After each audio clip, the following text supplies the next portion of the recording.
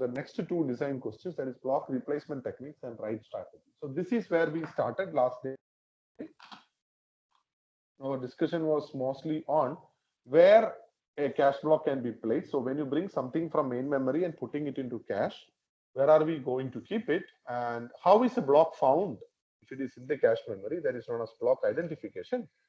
And which block should be replaced on a miss, that is known as your block replacement. These are the two that we are going to learn today.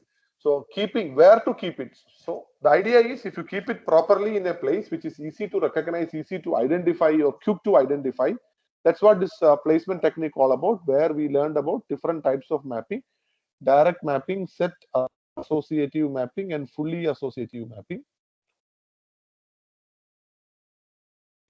And then block identification. If it's direct map, what you need to do, we are going to divide them into tag, index, and offset. And looking at the index portion, you go into that particular set in cache memory and check whether the tag is present. If so, it is known as a hit. So we learned about a technique called as hit and miss, and then how to extract the word. So today we will focus on the next two aspects of it. So it's about block replacement. Cache has finite size, we know that. So what do we do when a cache is full? Now it is closely related to the mapping techniques as well. So when you know that, let's say this is my cache memory and it is divided into different sets. Now, as per the mapping, there is a predefined location where a block can come and sit. Now, if the predefined location where a block is coming and sitting is full, there is some other data that is already been present, then we may have to take a call how to replace. So in the case of a direct mapping, we know that a main memory block, when it is coming, it is kept in a predefined block. Let's say a block A1 is kept in this block B. Now some other block A2, as per direct mapping, that also has to be kept in the same space.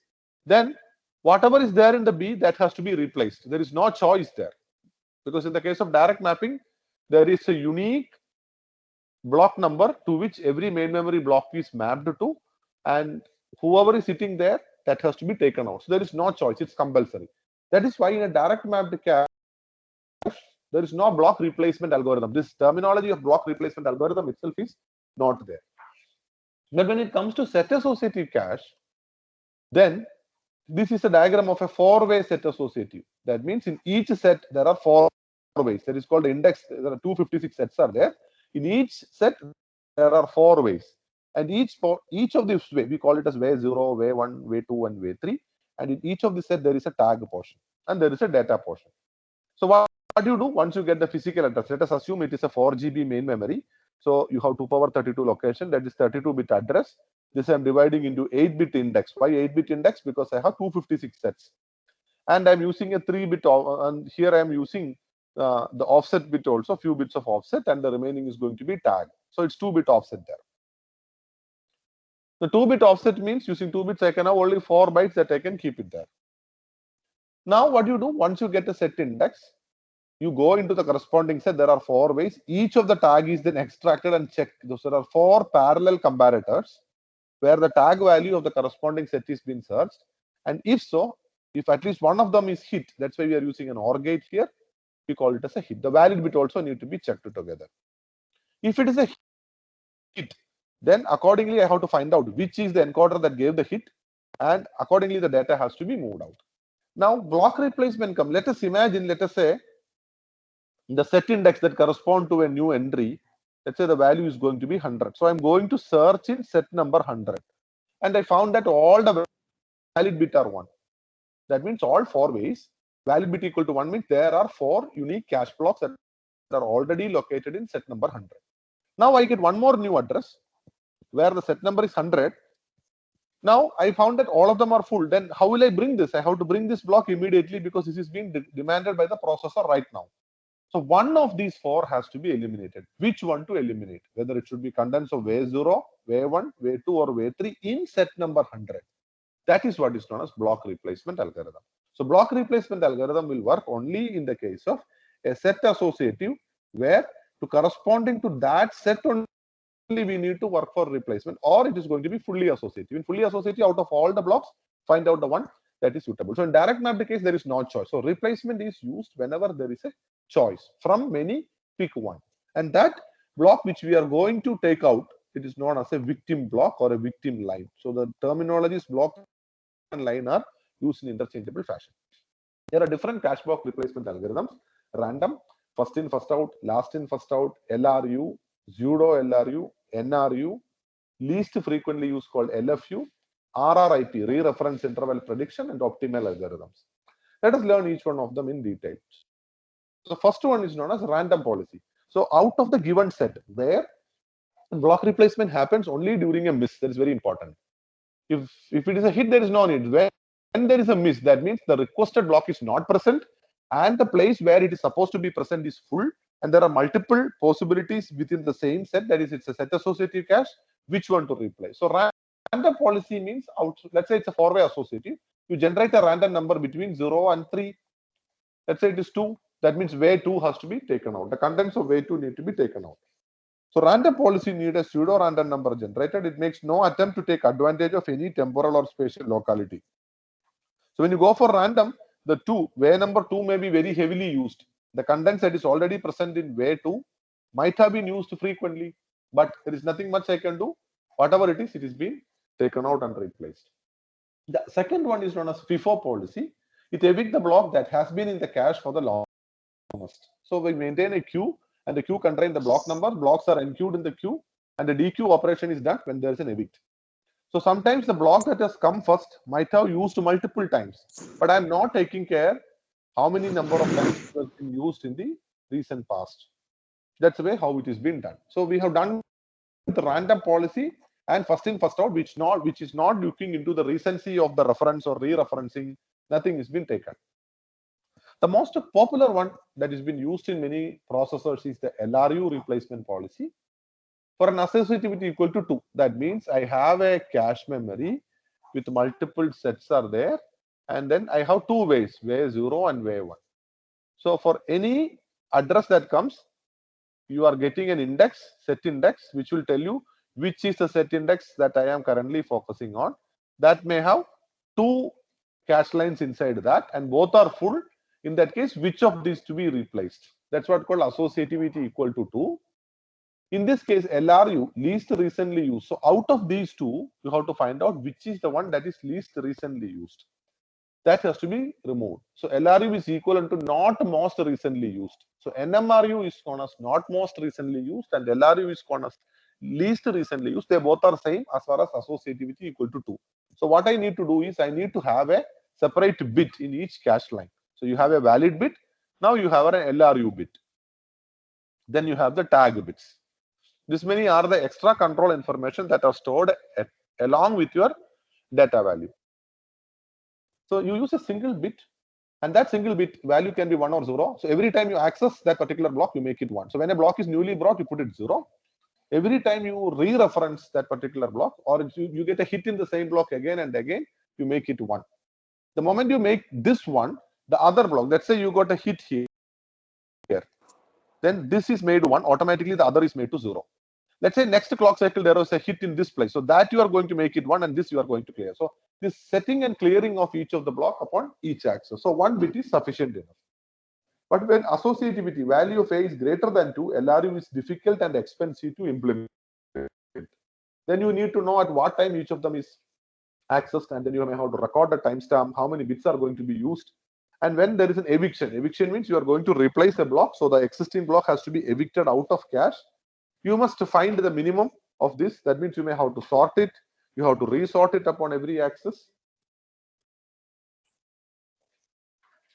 So you require a shift register implementation in this. So LRU implementation, this is one way how you do the LRU implementation. Let us assume there are 8 ways in a cache. I am going to talk about the structure of one of this set. So one set N I am going to discuss now. Now I call since there are 8 ways, I call it as cache line 0 up to 7. These are the 7 ways. Now I am going to maintain a linked list which will tell which is the most recently used way. So this initial one shows that 2 is the most recently used way. Before that it is 5, then 7, 0. Out of that 4 is the least recently used way. So this is with respect to set N. Similarly, if there are going to be 64 sets. Each set will be having its own linked list, which shows the front of the linked list will have the MRU and the rear will have the LRU. Now here what you do is, they are telling that I got a hit in cache line 0. So when I get a hit in cache line 0, wherever 0 was there, it has to be kept in the front. So everything will go. So 2 was there in the front, now 2 will go to the next position, 5, 7, like that. And 0 will become the MRU. Now in cycle number 2, there is a hit in cache line 4. So 4 was an LRU there. So 4 will be promoted to the MRU position. So this is what, across each clock cycle, how this linked list is going to be varying. Now 4 will reach the MRU position. Just prior to that, 0 was referred, and prior to that, 257 was referred. Now I got a hit in cache line 7. So 7, which was in the relatively 5th position, now that get promoted. That's why now 7 is coming to the bottom of the list, and 7 will become MRU followed by 4. So the same order, whatever you see, is maintained, 7, 4, 0, 2, like that. Now you got a cache miss. So till now, whatever we were seeing in cycle number 1, the address that is been given by the processor was to set number n, and you got a hit in cache line 0. The tag was matching in cache line 0. Next, in set n, it was a hit in cache line 4, hit in cache line 7. So every time whenever a hit happens, the cache line in which the hit occurred, that is being promoted into the MRU position. So we need to maintain a linked list which will carry this information.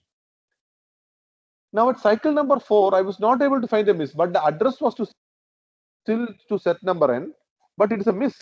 So I need to replace this cache line. Which one to replace? I have to replace the LRU one. So here the linked list is telling that I am not really bothered about what a timestamp in which each of them was accessed. This can even happen now in cycle number 100. That means from cycle number 3 to cycle number 100, all addresses given by the CPU was not to set number n. So set number n is not good. There may be two other sets, set number A, B, C, P, Q, R. Maybe it happens only at set number 100 or at clock cycle number 100. Now in 100 or since 4, whatever it is, at that time only, I am going to find out it.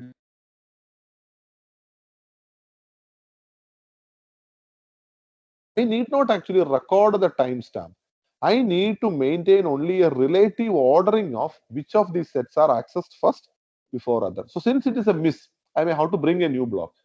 Which is the victim block? It is going to be 6 because 6 is going to be LRU. So the contents of 6 are evicted out to the main memory or returned back to main memory, and the new brought is block and placed in 6. So once 6 is now referenced, 6 will become the MRU and all others will go. This is the way an LRU implementation is done.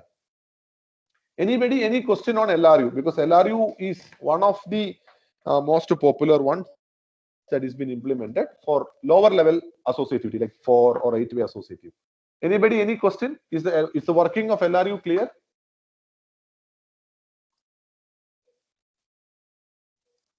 Let me know if there is any question on LRU implementation.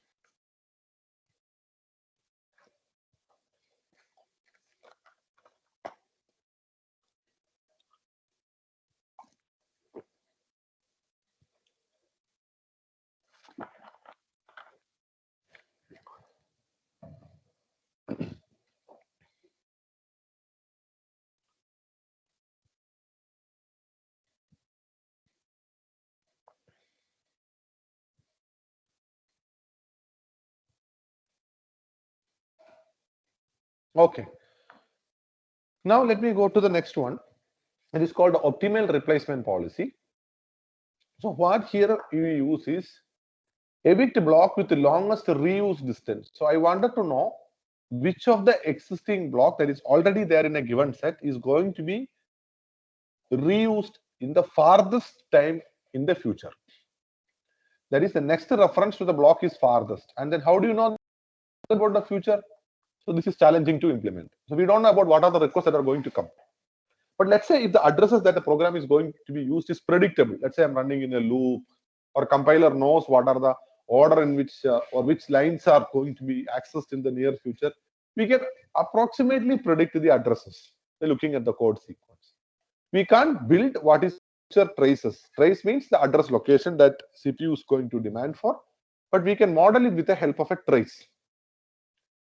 Trace is nothing but a set of addresses that you are going to refer, and this happens if already this program is run in the past, and if you are going to save it somewhere as a logging, and I get a fair idea if the same program is executed again, which are the addresses that is required, and accordingly I can influence my cache block replacement policy. So this is going to be very useful since it reveals the opportunity. And optimal is always better than LRU. So consider a sequence. I have a four-way set associative cache at any given point in time. Let us assume X, A, B, C. These are the four which are present in one particular set. Now D is going to be accessed.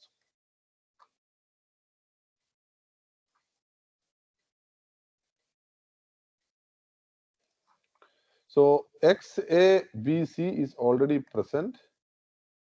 Now D is going to be accessed. It's a miss. Which will you replace as per LRU policy? Because X, A, B, C, they all are referred. So when there is a tie, then the oldest one that is been referred. So here X, A, B, C, X is the least recently used. So I will replace X. And so now the content should be D, A, B, and C. These are the four blocks that are existing there in set number n. Suddenly X comes. Had I known that X is going to be accessed in the future, I would not have evicted X. I would have evicted A. Then this X would have been a hit. So now D is a miss. X is also going to be a mix. So in that case, second X will be a miss if you use an LRU policy. Now if you use an optimal policy, X, A, B, C, now when D is coming for a miss, I know that in future X is going to come. So I should not evict out X. Then I evict out A. So in that case, optimal four-way set associative cache, second X would be hit. This is the difference. But can I know what is there in the future? That is a challenging side of implementation of optimal replacement algorithm. Now, implementation of LRU requires a linked list, hardware linked list. There is a practical pseudo LRU, which is an LRU approximation. It is not perfect LRU, but a minor variant of it, which has less overhead. So modern processors, wherein your processors are going to be used in power critical equipments like mobile phones, the implementation of a linked list and manipulation requires a lot of power, and cache memory is very frequently used. So this managing pointers and all has to be changed in every cycle. Can I replace that with another approach which will consume less power, and it's very useful for laptops, mobile phone designs and all? So rather than using true LRU, let us use a binary tree, and manipulation of this binary tree will give us a near roundabout approximation of LRU. So each node records which half is older or newer. So this is an 8-way associative cache that I'm going to talk about one set. Similarly, there exists a tree for every set. Now, what happens is there is a tree structure, there is a root and then 2 children, and the grandchildren will all point to the 8 blocks. So now I am going to save, these are my way 0, way 1, way 2, way 3, etc. up to way 7. 8 ways of a given cache set. And these are the data that are being stored. So J is stored in way 0, the data F is stored in way 1, like the result is stored in way 7. Now these pointers, what you see, this tree may have either a 0 or 1. If 0 is the value that is written, then the upper side of that node, that is the least recently used. So here if we have 1, that means the lower side is least recently used. Here there is a 0, upper side is least recently used. So if you maintain this tree, you get a near approximation. So you update these nodes on each of the time you are going to refer anything, you manipulate the tree and follow pointers to find the LRU victim. So if you look at, if you travel through that, this is a bold arrow, this is 1, this is 1. So way number 3 is my pseudo LRU. So anytime whenever there is a request that comes, it is this B has to be evicted out under this condition. I will tell you with the help of an example. So it's a practical pseudo LRU approach. So let us say I'm going to refer J. How do I reach J? That is a place where J is there. So the root node when I access, I know that now I am going to the upper half. My reaching the J, I have to go to this way. That means automatically the lower side is now least recently used. The upper side will be used now. Now, in order to reach J, I have to reach this particular child node. Now, upon reaching that child node, in order to reach J, again I have to travel upwards. That means the lower side is going to be. So wherever you see this bold black arrow, that is the least recently used to have. So I reach this point F. So after accessing J, this is what I'm going to get.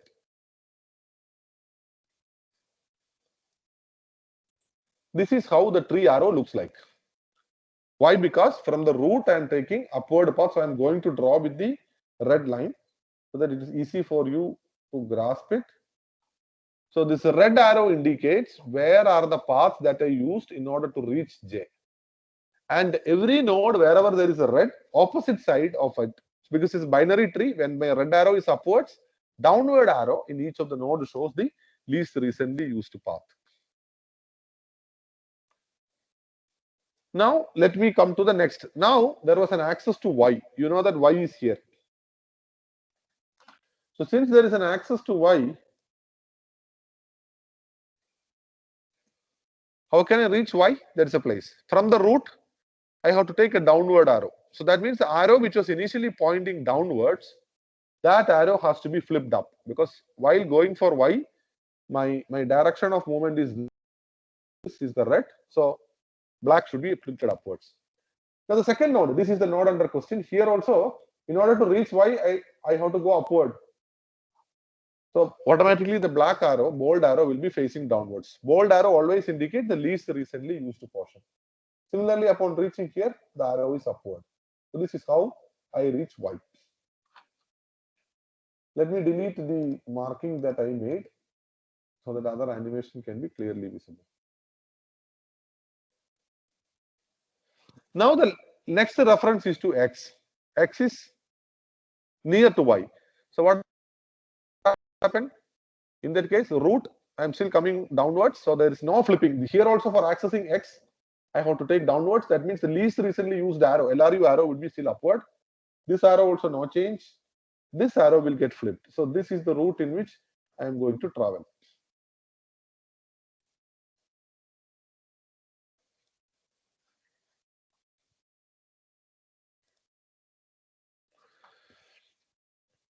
Then I'm going to look for Z. Now onward things are simple. Z, root, no change.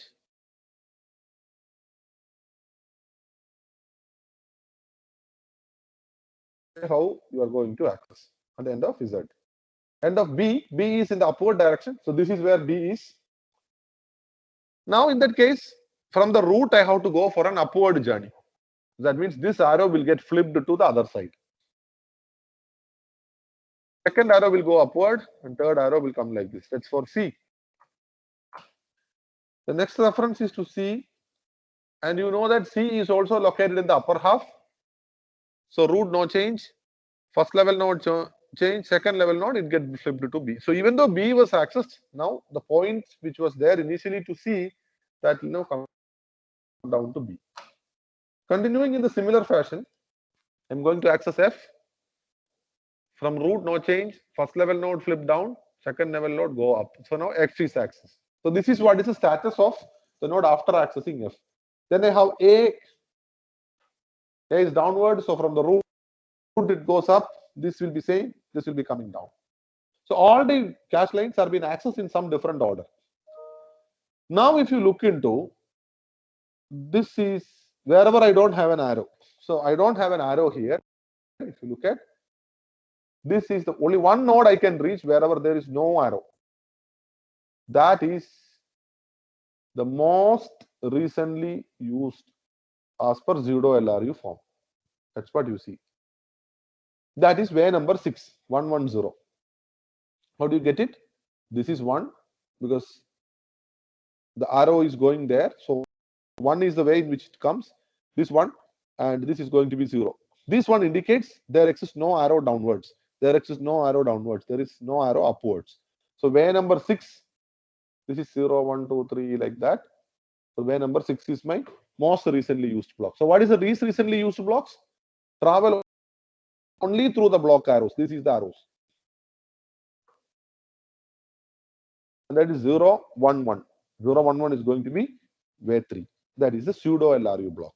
This is the animation. So this is basically a partially encoded tree. If you look at each of these pairs, Z and A, let me try to delete all the other arrows that I have brought because this slide has a lot of animations. Later you should not get confused with this. Now this partially encoded tree, if you consider Z and A, which is accessed, A is accessed. So the greater sign is to the one that is accessed recently. So A is accessed. Then if you look at X and Y, which is accessed last, X is accessed last because Y has an arrow, whereas here Z has an arrow. So those which is not having a dark arrow among that pair, that is going to be accessed. So Y was not accessed. So X was recently accessed. Coming to B and C, B has an arrow whereas C doesn't have. So larger the sign indicates that is the one which is recently used. Whereas J and F don't have. Now if you see, these four are the one which are there in the lower side. So who is the winner in this? A is the most recently used and X is the most recently used. If you compare both A as well as X, which is the one which is most recently used, it's going to be A, because for reaching A, here also there is no arrow, here also there is no arrow. So combination of that way, A will win over X. Similarly, C will win over F in the upper side. Now if you combinedly take in together, A will win over F. So A is the most recently used one. That's how you get. It's a partial encoded tree. So how many bits are required? This no can be represented using one bit, 1 or 0. Now the next level, these two can be represented using 2 bits, 1 or 0. One is for upper child and other one is for lower child.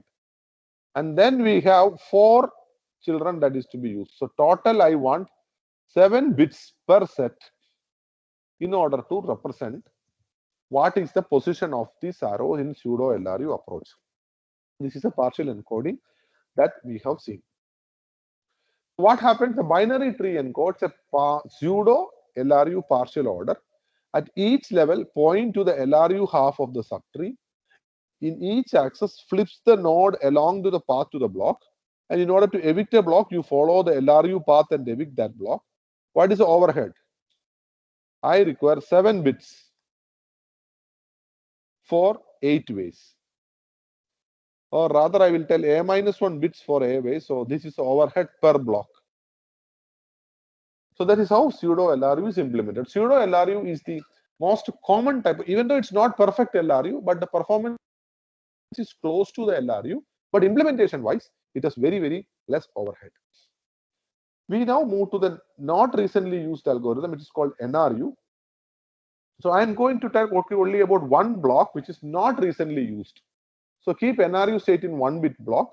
Bit is reset to 0 when it is installed or re-referenced. When at any point of time I am going to reference it, I make it to 0. So if you consider that, let's say that I'm talking to talk about a 4-way associative cache. Initially, all are brought with 1. Later, this was referenced that made to 0. This was referenced that made to 0. Now there is a cache miss that happens. Which is the one not recently used? The one with 1s are not recently used. Out of this, you evict one of them by random. So with 1 bit, I can manipulate. The problem happens if there are many entries which are 1, it becomes near to a random algorithm. If all of them are 0, that means after bringing to the cache memory, everybody was accessed once, at least once, then it becomes a problem. So bit is set to 1 when it is not referenced and other block in the same set is referenced. Eviction will favor NRU equal to 1 blocks. If all blocks are NRU equal to 0 or they are going to be 1, then pick by random. It provides some scan and trash resistance, randomized evictions rather than a strict LRU order. So sometimes these things are program dependent. Some programs, they don't show much performance degradation even if you use an NMRU or NRU algorithm. So it's like cost is very less, 1 bit per line that is been required. The next popular one is known as re-reference interval prediction, RRIP. It is something that has been very popular, but implementation wise, still many processors are yet to use it. But one of the best research work that is done in cache memory, it extends NRU to multiple bits. You start, so rather than using 1 bit for not recently used, let us say I use a 4-bit value. These 4 bits will tell you what is the reference stem and all. Now, you start with the middle. Every time when I bring a block fresh, I am putting its value as 8. Every time if there is a hit or a re-reference, you promote. This will 8 will move to 9. This 9 will move to 10, like that. It keeps on going high. Let's say after 8 clock cycle, everybody's value is brought down by 4. So if the value was 11, I can cut it down by 4. 7 value I am going to degrade. So somebody who have not referenced, they were at 8, they will become 4. So I will demote everyone's value by time, and I will promote all of them whenever there is a hit. So now what happens? Everyone, when they are brought to the cache memory, their value was 8. If they are not referenced, at the end of regular interval, they move to 4. Next interval, they move to 0 and stay there at 0. If they are referenced, their value will slowly go high. And then after some time, they will all be coming down. So you can predict, with this can predict a near immediate, intermediate, and distant re-referencing. So what I do is I am using a combination wherever the hits are also recorded. Someone who is not referenced, they are being demoted also. So demoting over time. It is called RRIP, re-reference interval prediction. Then LFU technique, least frequently used. So far we were concerned only about the recency of the usage. Now we are using about frequency. So if everyone is accessed, but if one was accessed multiple times, are we accounting for it? Then we require a counter. So counter per cache block and incremented on reference, and at the time of eviction, choose the one with the lowest count. But it requires a comparison sorting, which requires a square time complexity, more storage overhead as there. But then you require more bits in order to store the count. And how big can be the counter? That is going to be the policy. So with that, we come to the end of cache block replacement. Before going to the next topic, let me know if there is any query in this. So all types of cache block replacement algorithms we discuss now. Any queries, please?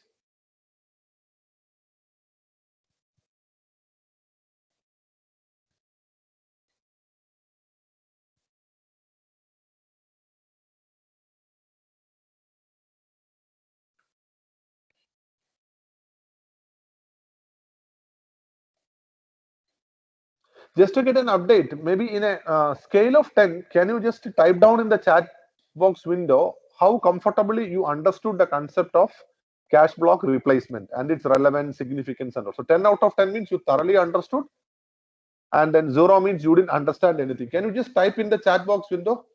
All of you who are attending the class, let's say I am going to type it as 7. So like that, can you just type in the chat box window how much you are able to understand the concept of cache block replacement?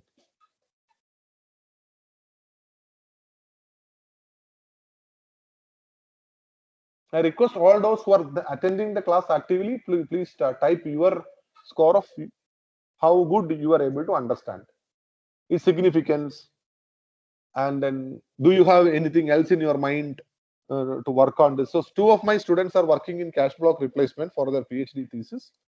This is a very active area in which my research group is also working on. So looking at the scores, I feel okay, students are pretty decently able to understand the concepts. Pseudo LRU you practice today itself in order to get things done.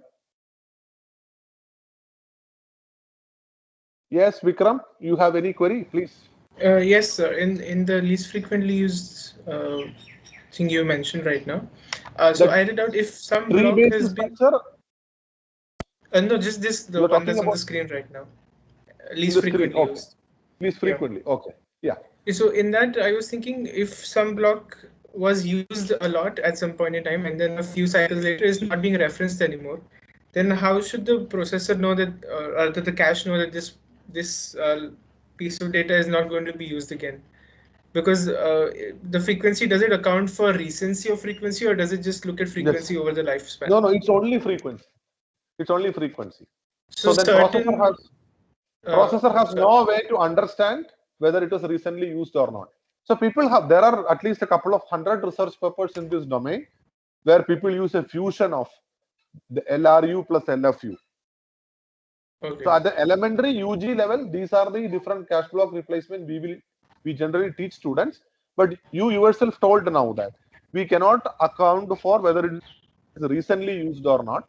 Then how do you manage it? That becomes a challenge. So certain applications are LFU friendly, certain applications are LRU friendly, but we don't know what are the applications running for a hardware. So nowadays, new techniques, machine learning techniques will try to understand the behavior of application and accordingly choose one among the many cache block replacement algorithms that are implemented in the cache. So modern caches come with multiple cache block replacement techniques which can be activated in hardware during runtime. Okay, sir. So I will tell a simple example. Let's say you are playing a video, and videos don't have the video file will not be using the addresses again because you are linear. There is no looping. If you look at a media file, there is no looping for it. It will continuously take up the next pixels and then go. So in that case, this LFU algorithm will not work there. What you need to do is only LRU algorithm. That's all. But whereas for some other applications, you may be reusing it again. So then in that case, accordingly, we may have to find out some kind of cases. So let's say you are going to work with a Word document and then you are one who are continuously changing paragraphs or font size and all. So those options in the Microsoft Word, which deals with the paragraph editing, font, this has to be kept in cache. Whereas something else which you are not that recently used, those programs can be then evicted out. So there are a lot of features what you see on the top of the Word application. So even though they are being visually displayed in your screen, many of these programs which correspond to each and every button may not be present in the cache. They may be brought only upon requirement. That's what I wanted to tell that. Any other Yes, queries? sir. It makes Did I sense. answer you? Yeah, okay. Yes, sir. Anybody else?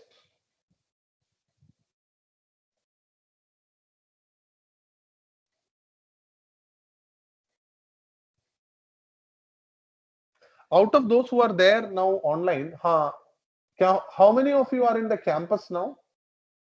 Can you just type C if you are in campus or H if you are at home?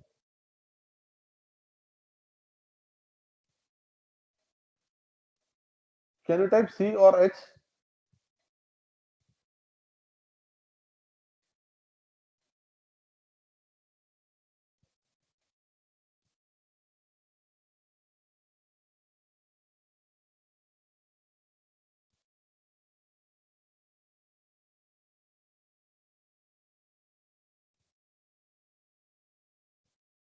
So those of you who are in the campus, if you want any special tutorial sheet or numerical problem solving sheet based upon your free time, if you can fix up and then I can give you a problem sheet, you can sit here and work and discuss and we can help you in solving this cache memory or pipelining related numerical problems. So if anyone is then interested, I am free. You can come to CS department, so seminar hall, sit and then problem sheet can be given. We can work it on the board. If there is any help that you want, those who are already in the campus, try to make use of the available time more fruitfully. Okay, thank you. So let us move to the next portion. There are different types of cache, the way how which you are going to access them. One such classification is known as look-aside cache. Other one is known as look-through cache. So look-aside cache means request from processor goes to the cache and main memory in parallel. This is how it looks. So CPU is generating an address. I will look for the cache. At the same time, I send the same request to main memory also. If it is present in the cache, it will be returned and I will tell the request to main memory to be cancelled. But if it is a miss in the cache, already the main memory request has gone and main memory will update the cache and then you are going to get the block. So cache and main memory both see the bus cycle, means the request that is being put on the bus, both can see. On hit, processor is loaded from cache, then the bus cycle is terminated, means the request that has already gone to the main memory, I'll send one more signal. On a cache miss, processor and cache are loaded from the main memory in parallel. So I will block the cache and I will load this. So it's a parallel lookup. Something similar to that, what I wanted to tell an example of look-aside cache is, let us say you wanted to meet me for something very urgent. So generally, you know that I am going to library sometimes, or I can be there in my office room. So this is my office. Cache memory is my office, and the main memory is going to be the library. So there are two students. You send one of them. Okay, try to locate Professor John, see whether he is in cache or not.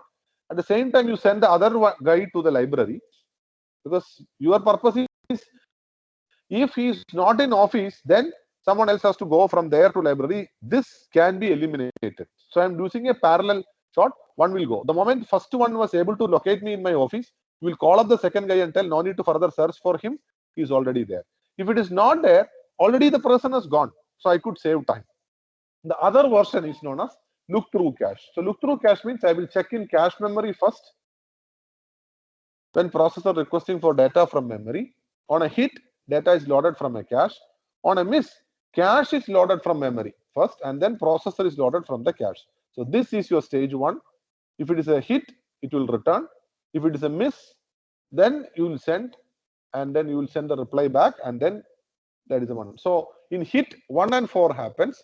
In miss, 1, 2, 3, and 4 happens. These are the 4 activities. So look aside cache means cache and main memory are looked up parallelly, and who cache respond faster, then main memory request is cancelled. It's an extra overhead, but I could save time in the case of a miss. In the case of a hit, both are same. Look through cache, I don't disturb main memory that often. Every time I search in the cache, if only there is a miss, then only main memory request is made. So when compared to look through cache, miss penalties will be faster in this case. Now let us just come to the write strategy. So what happens on a write in a cache memory? Based upon write hits, what will you do? How a cache memory is organized, depending upon when the write hit happens, you have two different types. One is write through cache, other one is going to be write back cache. Now, how will cache memory behave when there is a write miss?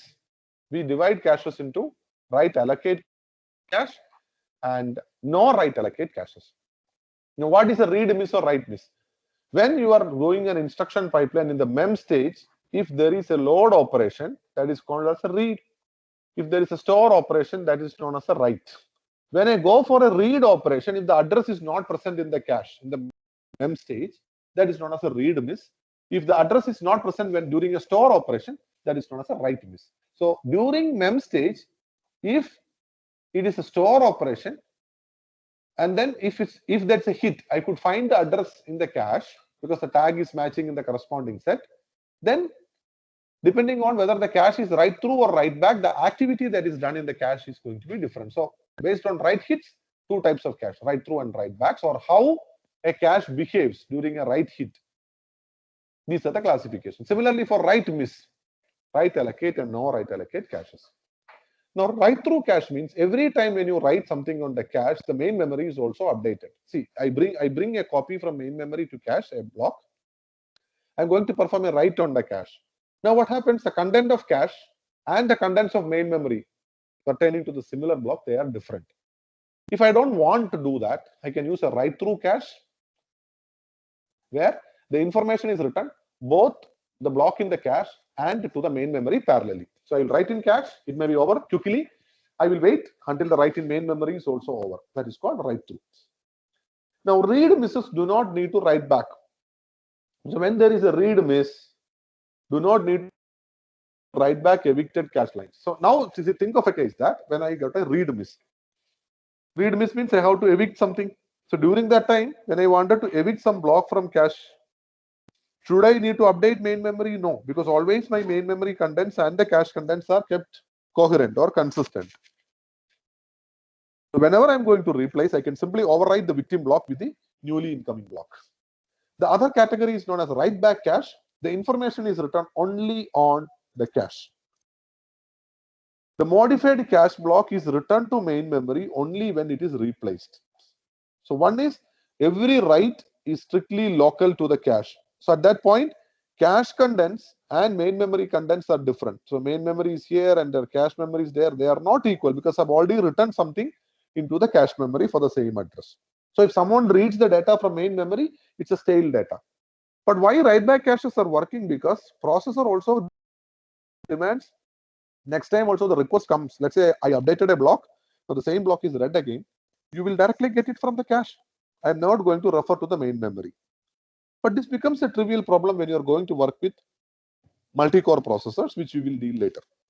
So information is written only to the block in the cache. The modified cache block is returned to main memory. Only when the block that is replaced is going to be an evicted one. That's a dirty block. That is the update. So write back will reduce a lot of traffic between cache and main memory, whereas write through, for every write, there is some kind of effort that has been required to update the main memory. Any questions on write through and write back?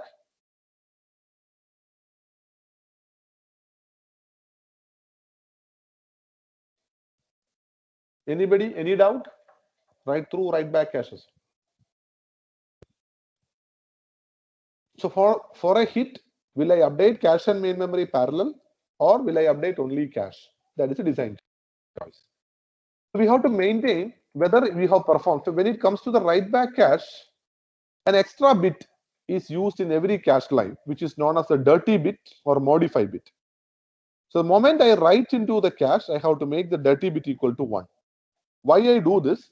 Because at the time of a cache block replacement, I need to write these blocks to main memory if it is dirty. If it is not dirty, means main memory block and cache memory block are same, so I should not write back to main memory. But if the cache block is dirty, contents of the cache block and main memory are different, so I have to update the cache block. I have to copy the cache block to main memory. There is an extra work.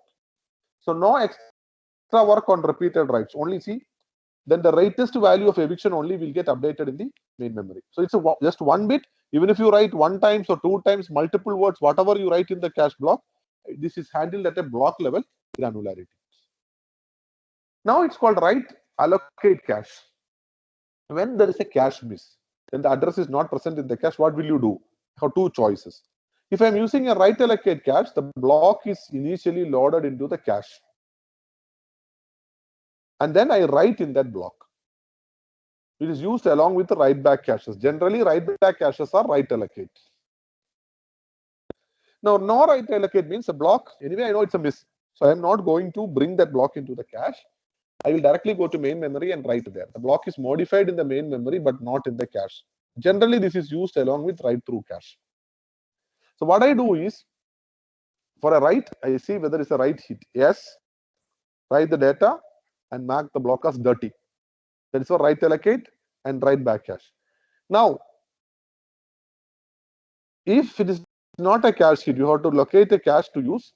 Check if it is dirty. Yes, write the previous data back to lower memory or main memory. Read the data into it. Write the new block into the cache block. And then you are going to perform the operation.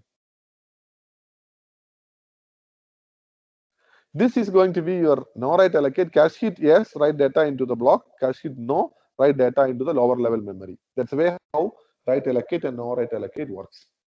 So write through cache generally go with no write allocation strategy, and write back cache generally goes with write allocation strategy. So look into these flow charts and try to understand the meaning of this. So it's a combination. So normally if it's write through cache, you go for write no write allocate. For write back, we go for write allocation. So terminologies look similar. You have to clearly understand the differences. Now, when you come to accessing cache memory, there are 3 different types of misses. So first one is known as compulsory miss. Initially, the cache is empty. So the very first access to a block is always a compulsory miss. Even if the cache is infinitely large, first access will be obviously missed. That's why when you switch on a computer, when you click on my computer or files, it takes a lot of time to load. When you try to load a picture, initially a slideshow, it is not in the cache. It is because such, in our terminology, it is known as cache miss, but such misses are known as compulsory miss. It is also known as cold miss. It will occur even in an infinite cache line. So compulsory miss or cold miss is the kind of misses that occur on the very first access to any location. Second one is known as capacity miss. If the cache cannot contain all the blocks needed, then still it is going to be missed. And generally it is defined in a fully associative cache. See, for a fully associative cache, whenever there is a cache memory request, it's tried to load into the cache. The first time access, it is a compulsory miss. Now, assume that every cache block is now filled because it's a fully associative cache. So I will keep it wherever I have space. Now the cache is full. Again, I am getting a miss. This is a capacity miss. Misses in fully associative cache. It is due to the capacity. So when I have a program which is larger than the cache size, then in the case of a fully associative cache, we call it as a capacity miss. And capacity miss is not that much frequently used as a metric. Generally, we use compulsory miss and conflict miss. Conflict miss happens when I'm going to talk about a direct mapped cache or a set associative cache. If too many blocks map to the same set, there we have to evict out one. So consider the case that, let us say I have 4 cache blocks, 0, 1, 2, and 3. And these are the main memory blocks address that I am going to ask for. 4, 6, 8, 10, 12, 15, and 5. So 4 will be mapped to block 0. So this is 4. 6 is mapped to block number 2. 8 is mapped to block number 4 again. Now I have to evict out this. No, rather than just it before. So I am replacing 4 with 8 because it's direct map. 4 and 8 cannot coexist because the blocks 4 and 8 are mapped to the same cache block. What happened to 4? This 4, now this is not a compulsory miss. Already it was brought, it was evicted out because other block is mapping to the same. Even though there are free space in the cache, I cannot load there. Second time when I access 4, if it is not present, then it is known as a conflict miss. Whereas if I access 6 next time, it is a present there. 6 is already present because 6 is a hit there. This is 6, sorry. Similarly, I have 15. 15 will be present here. Now 3 is coming. So bringing 3 is compulsory miss, but then 15 will go out. Again, if I access 15 or 3, then that becomes a conflict miss. So conflict misses are happening when too many blocks are mapping into the same set, and that will happen only in associative or direct mapped cache. Kindly refer to your chapter 2 memory hierarchy design and appendix, and corresponding NPTEL video link is being given. Refer to this and be familiarized with this. So Monday being holy, it's we don't have class on Monday. Request all of you to have a safe and a healthy holy time. Any queries, anyone?